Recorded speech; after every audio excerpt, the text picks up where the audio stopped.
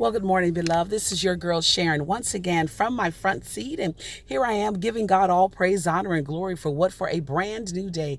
Well, beloved, today it is Monday, August the 16th. 20 and 21. And here we are giving God all praise, honor, and glory for what? For this brand new day. Well, by the grace of God, beloved, we are here. Amen.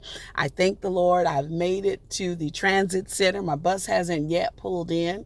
Look like some folks standing by the ticket machine. So Lord willing, when I finish this recording, they'll be gone. I don't know. We'll have to see. But anywho, amen. We are here, and gracefully God carried us through the weekend. Gracefully God has blessed us to get up early this morning. Amen. We bless the Lord that when the alarm sounded, it was the grace of God that allowed me to hear. It was the grace of God that allowed you to hear the alarm.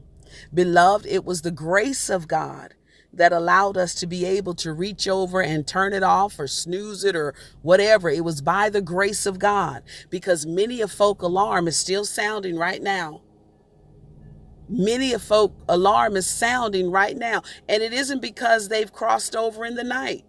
Beloved, perhaps they just can't get to it. They can't hear it, or they can hear it, but they can't move something. But God, with his finger of love, not only did he touch us, but beloved, he allowed us, amen, to have more than just a reasonable portion of health and strength.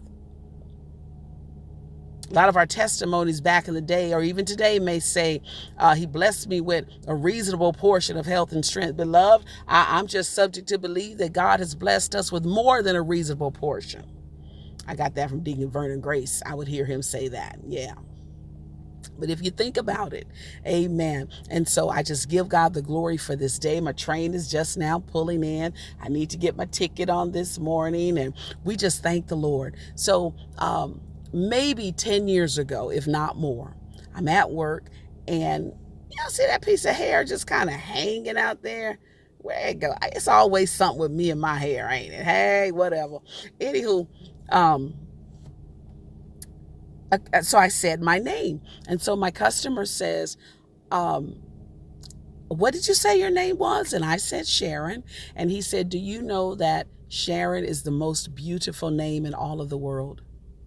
And I said, well, no, I did not know that, but gladly I'll accept that. And then maybe a few years after that, I have a customer on the line, and she says, oh, your name is Sharon. She said, Sharon is the most beautiful name.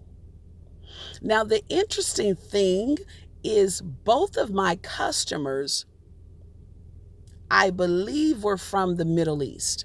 And the reason I say that, well, the man, he told me. He said, I'm Middle Eastern. That's what he said. He said, and Sharon is the most beautiful name in all of the world. And I was like, hey.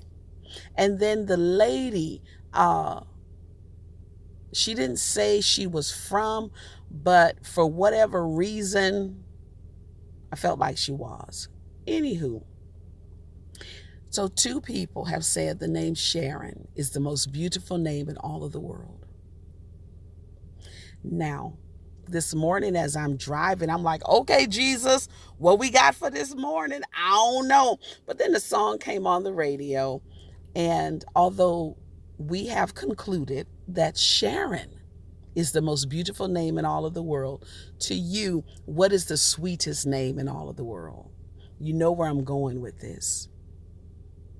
I'd have to say, like the song says, that the name Jesus is the sweetest name. It is the sweetest name.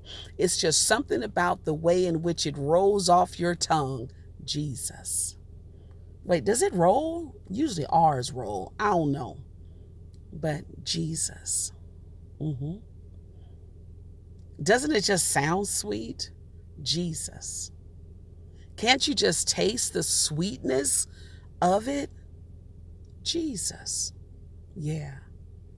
So Sharon is the most beautiful name in all of the world. And I submit to you today that the name Jesus is the sweetest name. Well, y'all know what I'm about to say. Let me get out of this car. Go over there, make my way to the ticket thingy, and buy my ticket, get on that train, make my way into downtown LA. Speaking of sweetness, look, my daughter gave me one of these things, one of these fruit kind of ramba something, and it's really kind of creepy looking, and maybe it's getting a little, I don't know, because it seemed bigger the other day. But anyhow, it's nice and cold and it's really good. So you peel it like you would an orange and then just eat the inside. It almost tastes like a tasteless grape.